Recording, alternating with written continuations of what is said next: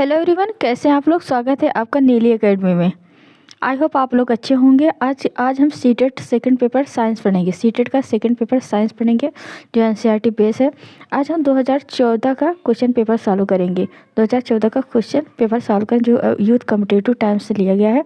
6 to 8 के लिए है सेकेंड पेपर, 6 to 8 के लिए है। सीटेट 2014 मैथ क्वेश्चन हम बाद में सॉल्व करेंगे। पहले साइंस के क्वेश्चन सॉल्व करेंगे। किसके? साइंस के क्वेश्चन सॉल्व करेंगे। चलो स्टार्ट। पहला क्वेश्चन है, किसी सूची छिद्र कैमरे में किसी दूरस्थ रंगीन बिंब का बनने वाला प्रतिबिंब सदैव कैसा होता है? आभासी, रंगीन, छोटा, वास्तविक, सीधा, रंगीन और छोटा, वास्तविक, उल्टा, श्याम, श्वेत, छोटा और वास्तविक, उल्टा, रंगीन, छोटा। इसमें से कौन सही हो जाएगा? इसमें डी सही हो जाएगा। इसमें कौन सही हो जाएगा? डी सही हो जाएगा। दूरस्थ के लिए दूरस्थ रंगीन बिंब के लिए कौन सा सही हो जाएगा? वास्तविक, उल्टा, रंगीन और छोटा।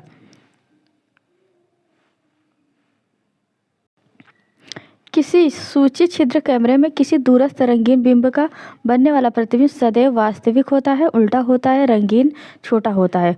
प्रतिबिंब का रंग बिंब के रंग का होता है। प्रतिबिंब का बिंब रंग जो होता है वो प्रतिबिंब के समान होता है। और अगला है, निम्नलिखित में से अध्ययन कीजिए। ये समूह है और पुंकेसर का भाग है, ये स्त्रीकेसर का भाग है।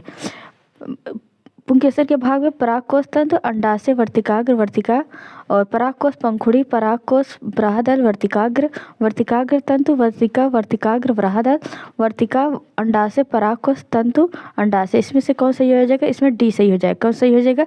डी सही होगा। वर्तिका और अंडाशय, परागकोश तंतु और अंडाशय, ये दोनों स्त्रीकेसर और पुंकेसर के सही दिए गए हैं। दोनों में पाए जाते हैं, पुंकेसर और स्त्रीकेसर में। इसमें पूछा है, स्त्री केसर का भाग सही दर्शाया गया। पुंकेसर और स्त्री केसर का भाग किस में दर्शाया गया था? डी में दर्शाया गया था। सॉरी, डी में नहीं, मैंने ये क्वेश्चन गलत बता दिया है। इसमें कौन सही हो जाएगा? इसमें परागतंतु, अंडाशय, वर्तिकाग्र, परागतंतु, अंडाशय, वर्तिकाग्र, वर्तिका, इसमें से ये सही हो जाएगा। इसमें से ये सही हो जाएगा। पुंकेसर पुमंग का भाग है। पुंकेसर पुमंग का भाग है जो पादप के नर जननांग कहलाते हैं। पुंकेसर पुमंग का भाग है। स्टेमन, पुंकेसर को अंग्रेजी में क्या कहते हैं? स्टेमन। ये पुमंग का भाग है। और एक पुमंग में कम से कम एक से अधिक पुंकेसर, एक पुमंग में, एक स्टेमन में एक से अधिक पुंकेसर होते हैं। और एकल पुंकेसर, मोनोकाट पुंकेसर में आधारी भाग पुंकेसर तंतु तथा शीर्ष भाग परागकोश के विभक्त किया जा सकता है। और स्त्री केसर के अंडाशय वर्तिका, वर्तिकाग्र में विभक्त होता है। जो स्त्री केसर का अंडाशय है वो किसमें वर्तिका और वर्तिकाग्र में मतलब बटा होता है। वर्तिका और वर्तिकाग्र में बटा होता है। अंडाशय आधारी भाग, जबकि वर्तिकाग्र शीर्ष भाग है। इसका शीर्ष भाग कौन सा है? वर्तिकाग्र है। किसका? अंडाशय का शीर्ष भाग क्या है? वर्तिकाग्र है, जिस पर परागकण क्रिया का दौरान परागकण आकर ठहरते हैं। दी गई तालिका में से पुंकेसर किसके के भाग? ये सही, पहला सही है। मैंने क्वेश्चन गलत बात, इसके लिए क्षमा चाहती हूँ। और अगला क्वेश्चन है, यदि आप किसी घास के पौधे के सावधानी पूर्वक उखाड़कर उसकी जड़ों, पत्तियों और प्रेक्षण करें, उसकी जड़ों को उखाड़कर अगर पत्तियों और जड़ों का प्रेक्षण करते हैं, आप क्या पाएंगे? मूसला जड़, समांतर सिरा विन्यास, मूसला जड़ें और जालिका रूपी सिरा विन्यास, रेशेदार जड़ें और जालिका रूपी सिरा विन्यास, रेशेदार जड़ें और समांतर विन्यास। इसमें कौन सा सही हो जाएगा? इसमें सही हो जाएगा डी। इसमें कौन सही हो जाएगा? डी, रेशेदार जड़ें और समांतर सिरा विन्यास। रेशेदार जड़ें और समांतर सिरा विन्यास। रेशेदार जड़े को क्या कहते हैं? रेशेदार जड़े को अपस्थानिक जड़ तथा छकड़ा जड़ क्या कहते हैं? क्या कहते हैं? अपस्थानिक जड़ और छकड़ा जड़। अपस्थानिक और छकड़ा जड़ कहते हैं। और इसको फाइब्रस रूट भी कहते हैं। रेशेदार जड़ को क्या कहते हैं? फाइब्रस रूट कहते हैं। इसको क्या कहते हैं? फाइब्रस रूट कहते हैं। और समांतर सिरा विन्यास किस में पाया जाता है? समांतर सिरा विन्यास पाया जाता है एक बीजी पत्री में, मोनोकाट में। किस में पाया जाता है? मोनोकाट में। एक बीजी पत्री किस में? मोनोकाट में। मोनोकाट किस में? धान में, बांस में। किस में पाया जाता है? पैडी में, धान में और बांस में। धान और बांस में किस में पाया जाता है? ये समांतर सिरा विन्यास पाया जाता है। और रेशेदार जड़ें किस में पाए जाते हैं? रेशेदार जड़ें किस में पाए जाते हैं? गेहूं चावल, गेहूँ, चावल, मक्का, गेहूँ, चावल, मक्का, बाँस, इन सब में क्या क्या पाया जाता है? इन सब में रेशेदार जड़ें पाई जाती है। और समांतर शिराविन्यास किस में पाया जाता है? धान और बाँस में। धान और बाँस में। ये मोनोकॉट डिवीजन है, मोनोकॉट डिवीजन है। यदि किसी घास के पौधे को सावधानीपूर्वक उखाड़ कर निरीक्षण किया जाए तो उसकी रेशेदार जड़ें उसकी पत्तियों में समांतर शिराविन्यास प्रेषित होती है। और घास एक बीजी पत्र है, मोनोकॉट डिवीजन है। पादप होते हैं जो ग्रैमनी कुल के अंतर्गत आते हैं। रेशेदार जड़ें अपस्थानिक जड़ों का रूपांतरण होता है। अपस्थानिक जड़ें पत्तियों में समांतर शिराविन्यास एक बीजपत्री में चरित्रित है। और अगला है, कोई जंतु कैल्शियम कार्बोनेट के कठोर कवच वाले जंतु के कोमल भाग को खाने के लिए अपने मुख का अपना आमाशय बाहर निकालता है। कवच को खोलने और कोमल पदार्थ को खाने के पश्चात आमाशय जंतु के शरीर में वापस चला जाता है, जहां आहार धीरे धीरे पचता है। इस जंतु का नाम क्या है? इसमें क्या पूछ रहा है, ऐसा कौन सा जंतु है जो कैल्शियम कार्बोनेट का कठोर कवच उसके ऊपर पाया जाता है, वह कोमल भागों को खाने के लिए अपने मुख से अपना आमाशय बाहर निकालता है, अपने मुख से अपने आमाशय को बाहर निकालता है। और कवच को खोलने और कोमल पदार्थ को खाने के पश्चात जब वो अपना भोजन खा लेता है, जो कोमल पदार्थ कुछ भी उसको जो खाना रहता है वो खा लेता है, खाने के बाद वह आमाशय शरीर में वापस चला जाता है। उसका आमाशय शरीर में वापस चला जाता है और धीरे धीरे पचने लगता है, आहार धीरे धीरे पचने लगता है। वह कौन सा जंतु है? चलो देखते हैं। घड़ियाल, मगरमच्छ और ऑक्टोपस, कछुआ, स्टार मीन। घड़ियाल क्या है? घड़ियाल है, मगरमच्छ है, ऑक्टोपस अष्टभुज होता है, स्टारफिश तारा मीन है। इसमें कौन सही हो जाएगा? इसमें सही हो जाएगा, इसमें कौन सा हो जाएगा? स्टारफिश। इसमें से कौन सही हो जाएगा? स्टारफिश सही हो जाएगा। स्टारफिश संघ इकाइनोडर्मेटा का सदस्य है। किसका इकाइनोडर्मेटा का सदस्य है स्टारफिश? जंतुओं का आमाशय जठर निर्गमी 2 बार दिया गया। अधरनाल या पाचक ग्रंथियों को विभक्त किया जा सकता है। स्टारफिश में अन्य किसी कठोर कवच युक्त जंतु के शिकार के लिए भोजन ग्रहण करते समय संपूर्ण जठरगमन और आमाशय को बाहर पलटने की अद्भुत क्षमता है। या जठरागमन और आमाशय को बाहर मतलब अलट पलट करने की अद्भुत क्षमता होती है। यह प्रक्रम शारीरिक पेशियों के संकुचन तथा प्रगृही तरल के दबाव द्वारा संपन्न किया जाता है। या कोमल पदार्थ को खाने या पोषण के पश्चात आमाशय को कोमल भागों में आमाशय को कोमल पदार्थ को खाने के पोषण के पश्चात आमाशय को 5 जोड़ी आकुंचन पेशियों द्वारा शरीर में वापस ले लेता है। कितनी जोड़ी? 5 जोड़ी आकुंचन पेशियों द्वारा शरीर में फिर अपना आमाशय वापस ले लेता है। और अगला क्वेश्चन है, मानव शरीर में क्षुद्रांत और बृहदांत मतलब छोटी आंत बड़ी आंत की लंबाई का अनुपात कितना है? 8:1, 5:1, 1:5, 1:8। इसमें से कौन सही हो जाएगा? 5:1। 5:1 है। इसमें कौन सा सही हो जाएगा? 5:1। एक वयस्क मनुष्य में छोटी आंत की लंबाई कितनी होती है? छोटी आंत की लंबाई कितनी होती है? 6 से 7। छोटी आंत की कितनी होती है? 6 से 7। और बड़ी आंत की कितनी होती है?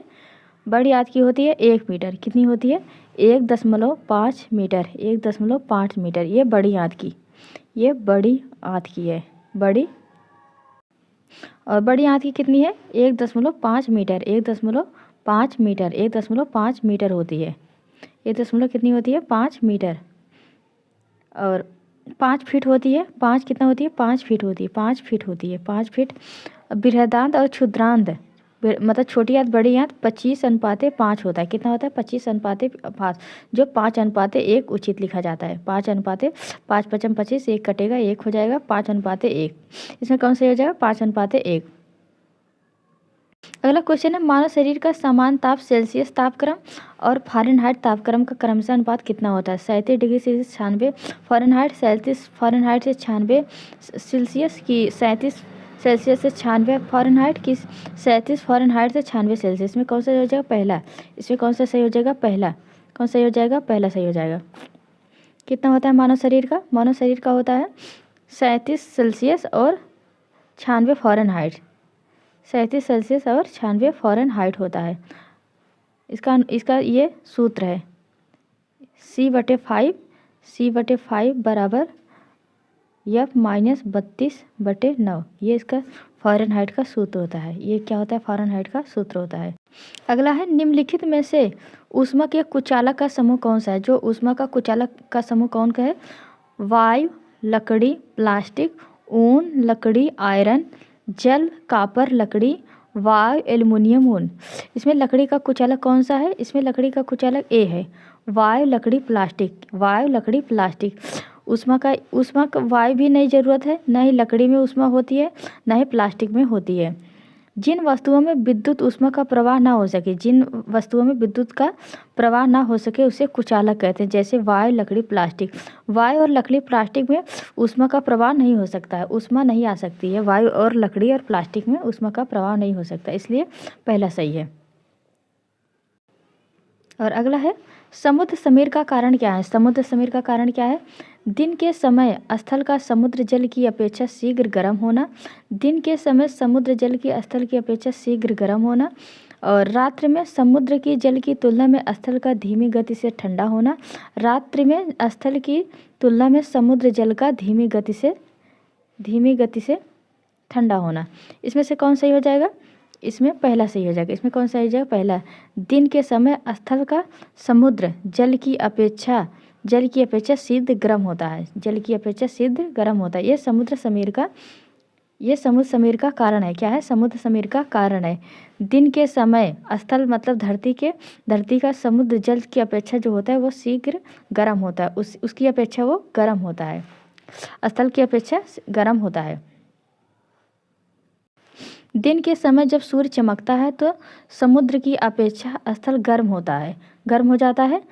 स्थल की वायु भी समुद्र की वायु में अधिक गर्म हो जाती है।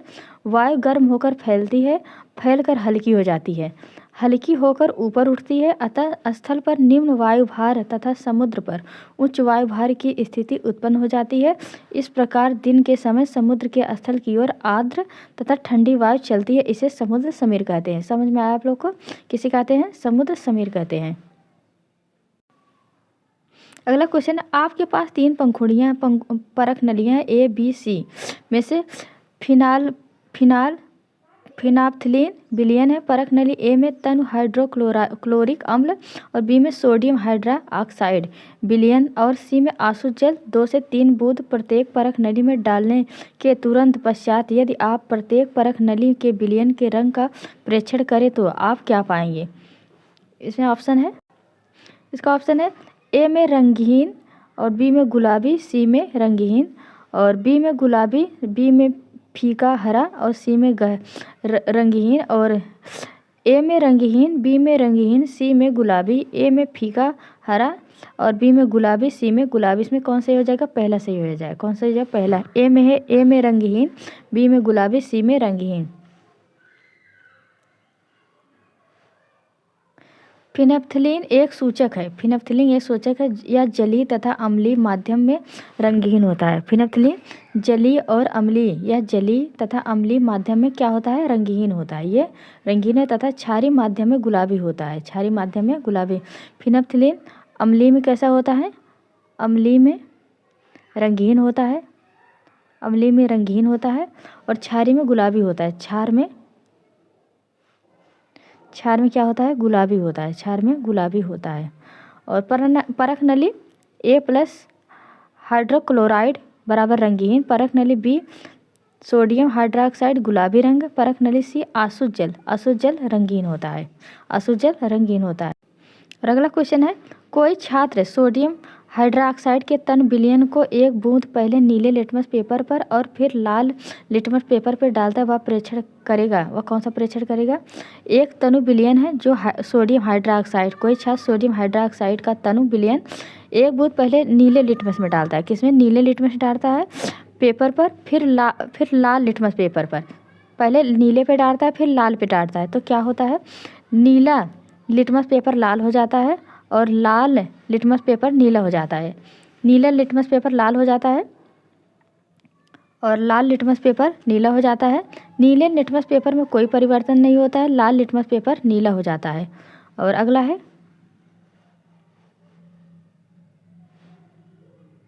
अगला है लाल लिटमस पेपर में कोई परिवर्तन नहीं होता है और लाल लिटमस पेपर लाल हो जाता है। और अगला है नीला लिटमस पेपर रंगहीन हो जाता है और लाल लिटमस पेपर कोई परिवर्तन नहीं होता है। इसमें कौन सा सही हो जाएगा? इसमें बी सही हो जाएगा। इसमें बी सही हो जाएगा। नीला लिटमस पेपर में कोई परिवर्तन नहीं होता है और लाल लिटमस पेपर नीला हो जाता है। लाल लिटमस पेपर नीला हो जाता है। लिटमस जल में घुलनशील विभिन्न रंजकों का एक मिश्रण होता है जो कि थैलोफाइटस समूह के लीथेन नामक पौधे से निकाला गया है। प्रायः यह सूचक की तरह प्रयोग किया जाता है। सोडियम हाइड्रॉक्साइड एक क्षार है। सोडियम हाइड्रॉक्साइड क्या है? क्षार है जो नीले लिटमस पेपर पर कोई प्रभाव नहीं था। जब ये खुद ही क्षार है, सोडियम हाइड्रॉक्साइड जब खुद ही क्षार है, NaCl NaOH जब खुद ही क्षार है, वो कोई रंग नहीं करेगा, वो कोई रंग प्रभावित नहीं करेगा, इसलिए इस पर प्रभाव नहीं डालता है। जबकि लाल लिटमस पेपर को नीला कर देता है। जो लाल लिटमस पेपर है ये अम्लीय है। लाल लिटमस पेपर क्या है? अम्लीय है, इसलिए इसको लाल कर देता है। इसलिए किसके नीला कर देता है, सॉरी, इसलिए लाल लिटमस पेपर को वो नीला कर देता है क्योंकि वो अम्लीय है। और सोडियम हाइड्रॉक्साइड वो क्षारीय है, इसलिए कोई प्रभाव नहीं करता है। अगला क्वेश्चन है यदि हम किसी 3/4 जल से भरे बीकर में एक मुट्ठी भर बगीचे की मृदा मिलाएं और फिर इसे किसी छड़ से अच्छी तरह हिलाएं ताकि मृदा जल में मिल जाए, तब तक कुछ देर के लिए इसे ऐसे रखे रहने को पश्चात प्रेक्षण करने पर हम पाते हैं बीकर में कुछ परतें बन गई हैं। इस परतों को बीकर की तली में शीर्ष की ओर क्रम करें। इसमें कौन सा सही हो जाएगा? इसमें सही हो जाएगा बजरी मृतिका बालू ह्यूमस जल, बालू बजरी मृतिका जल ह्यूमस, मृतिका बालू बजरी ह्यूमस जल, बजरी बालू मृतिका जल ह्यूमस। इसमें से कौन सही हो जाएगा? इसमें डी सही हो जाएगा। इसमें कौन सा सही हो जाएगा? डी सही हो जाएगा।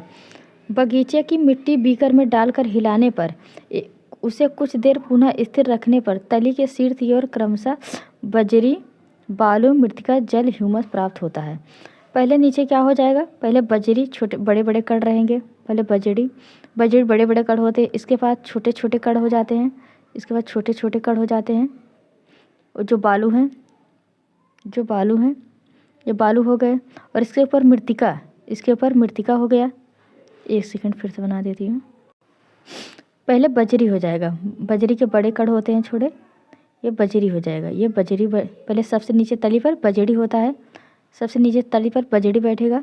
फिर इसके बाद बालू, इसके बाद बालू छोटे कण होते हैं, बालू के कण है ये बालू के कण है, ये बालू के कण है, ये बजरी है, ये बालू है। इसके ऊपर एक परत हो गया। इसके ऊपर कौन सी परत? मृतिका के कण रहेंगे। इसके ऊपर मृतिका के कण रहेंगे। फिर इसके ऊपर जल रहेगा। इसके ऊपर क्या रहेगा? जल। इसके ऊपर क्या रहेगा? जल। और इसके ऊपर ह्यूमस, इसके ऊपर ह्यूमस रहेगा, इसके ऊपर ह्यूमस रहेगा। पहले क्या रहेगा? बजरी, फिर बालू, सबसे नीचे बजरी रहेगा, फिर बालू रहेगा, फिर मृतिका, फिर जल, फिर ह्यूमस, फिर क्या? ह्यूमस। अगला क्वेश्चन है किसी क्षेत्र में गेहूं तथा चने जैसे अनाजों का उगाया जाता है। किसी क्षेत्र में गेहूं तथा चने जैसे अनाज को उगाया जाता है। उसकी मृदा कैसी होनी चाहिए? दोमट, बलुई, मृणमय, बालू तथा मृणमय तथा दोमट। इसमें से कौन सही हो जाएगा? इसमें डी सही हो जाएगा। मृणमय तथा दोमट होना चाहिए। मृणमय तथा दोमट हो जाए तब जाके गेहूँ और चना होगा। गेहूँ और चना, तब जाके गेहूँ चना। मृणमय और दोमट मिट्टी रहेगी तभी गेहूँ चना होगा। दोमट मिट्टी कृषि के लिए उपयुक्त होती है। दोमट मिट्टी कृषि के लिए उपयुक्त होती है। यह रेत एवं चिकनी मिट्टी के कणों को मिश्रित होती है। यह किसकी मिश्रित होती है? रेत तथा चिकनी मिट्टी के कणों का मिश्रण होता है। दोमट मिट्टी में वृद्धि करती है। ये दोमट मिट्टी को वृद्धि करती है, आसानी से भूमि में प्रवेश कर जाती है और जड़ें आसानी से भूमि में प्रवेश कर जाती है। दोमट मिट्टी में गेहूँ, बाजरा, जौ, दलहनी फसलें पैदावार होती है। इसमें कौन कौन सी? गेहूँ, बाजरा, जौ, दलहनी फसलें पैदावार होती हैं, अच्छी पैदावार होती हैं। अगला क्वेश्चन है जब कोई कॉपर की प्लेट लंबे समय तक नम वायु में रखी जाती है तो इस पर हल्की हरी परत जम जाती है। यह हरा पदार्थ होता है। यह हरा पदार्थ जब कोई प्लेट है जब कोई कापर की प्लेट वो नमी खुले स्थान पर, वायु नमी जहाँ रहे खुले स्थान पर रखा जाए, उसमें हल्की परत लग जाती है। इसमें हल्की परत लग जाती है। वो कौन सा पदार्थ है? Copper sulphate, copper hydroxide, copper sulphate का मिश्रण, कापर कार्बोनेट, कापर सल्फेट का मिश्रण, कापर कार्बोनेट तथा कापर हाइड्रोक्साइड। इसमें कौन सा हो जाएगा? कापर कार्बोनेट और कापर हाइड्रोक्साइड के मिश्रण के कारण कोई कापर की प्लेट लंबे समय तक नमी में रखी है, तो इसलिए उसका रंग हरा हो जाता है। क्या हो जाता है? हरा हो जाता है। कापर के प्लेट को नम वायु में रखने पर यह वायुमंडलीय कार्बन डाइऑक्साइड, वायुमंडलीय नमी तथा O2 के साथ ऑक्सीजन के साथ क्रिया करके क्षारीय कापर कार्बोनेट परिवर्तन हो जाता है। क्षारीय कापर जो होता है, क्षारीय कापर कार्बोनेट में परिवर्तन हो जाता है। इसका सूत्र ये है 2CO2 plus 2Cu plus CO2 plus H2O plus O2 और डैश CuCO3 CuOH2। अगला क्वेश्चन है, ईंधनों के ऊष्मीय मान को समांतर नीचे दिए गए किस मात्रा में व्यक्त किया जाता है? ईंधन का ऊष्मीय मान किस में व्यक्त किया जाता है? कैलोरी प्रति ग्राम, किलो कैलोरी प्रति किलोग्राम जल, और अगला है किलो जूल प्रति किलोग्राम। इसमें ठीक से लिखा नहीं है, ये लिखा है किलो जूल प्रति किलोग्राम। इसमें कौन सा सही हो जाएगा? इसमें डी सही हो जाएगा। कौन सा सही हो जाएगा? डी सही हो जाएगा। ईंधन के ऊष्मीय मान को किससे प्रदर्शित किया जाता है? किलो जूल प्रति किलोग्राम। ईंधन के ऊष्मीय मान को किलो जूल प्रति किलोग्राम में व्यक्त किया जाता है। किलो जूल प्रति किलोग्राम में व्यक्त किया जाता है। और 1 ग्राम ईंधन को पूर्णतः दहन के फलस्वरूप प्राप्त ऊष्मा को ईंधन का कैलोरी मान कहते हैं। ईंधन का क्या कहते हैं? कैलोरी मान कहते हैं। और अगला क्वेश्चन है, टेडपोल किस जल में वृद्धि कर रहे हैं? उनमें उनका कार्यांतरण वृद्धि करके वयस्क बनना तभी संभव है जब वह जल में पर्याप्त मात्रा में, जल में क्या रहता है जो पर्याप्त मात्रा में रहता है, जो टेडपोल का लार्वा है, टेडपोल का लार्वा होता है, वो जल में वृद्धि कर जाते हैं। जल में क्या मिलाया ज़्यादा रहता है जिससे वो वृद्धि करते हैं? कैल्शियम, ऑक्सीजन, आयोडीन, खनिज। इसमें कौन सा सही हो जाएगा? आयोडीन की जल में पर्याप्त मात्रा से टेडपोल में वृद्धि होती है। आयोडीन की अधिक मात्रा से टेडपोल की वृद्धि होती है। थायराइड ग्रंथि के उचित रूप में क्रियाशीलता के लिए आयोडीन की एक निश्चित मात्रा की जरूरत होती है। किसमें? थायराइड ग्रंथि के उचित रूप में क्रियाशीलता के लिए किसकी जरूरत होती है? आयोडीन की। किसकी जरूरत होती है?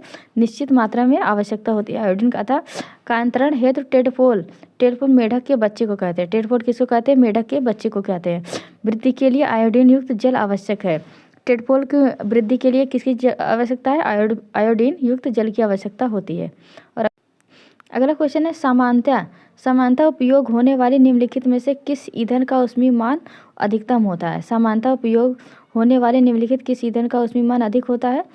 संपीड़ित प्राकृतिक गैस CNG, डीजल, द्रवित पेट्रोलियम गैस LPG, पेट्रोल। इसमें से कौन सही हो जाएगा? इसमें सी सही हो जाएगा। द्रवित पेट्रोलियम LPG, द्रवित पेट्रोलियम ईंधन का ऊष्मीय मान क्या है? ईंधन का ऊष्मीय मान होता है LPG अधिकतम मान होता है। ऊष्मीय का अधिकतम मान क्या होता है? LPG, द्रवित पेट्रोलियम गैस।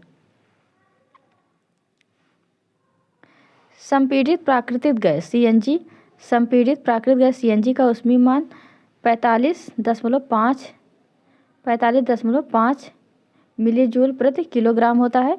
और द्रवित पेट्रोलियम गैस LPG का ऊष्मीय मान कितना होता है? 46.11 मिलीजूल प्रति किलोग्राम होता है। अब पेट्रोल का ऊष्मीय मान 45 होता है। पेट्रोल का 45.8 mg/kg होता है। इसका CNG का और पेट्रोल का मान बराबर होता है। CNG और पेट्रोल का उसमें माने समान होता है।